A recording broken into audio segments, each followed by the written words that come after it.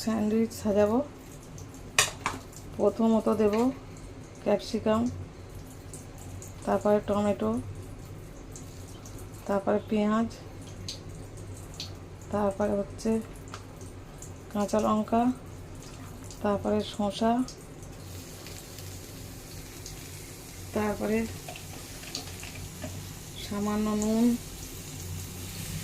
এই বেটা পড়িস না, সামান্য নুন,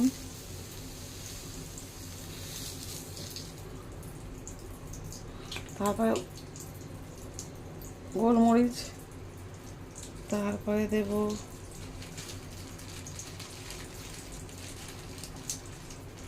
চিলি ফ্লেক্স, তারপর অরিগানো, তারপরে দেবো অরিগানো,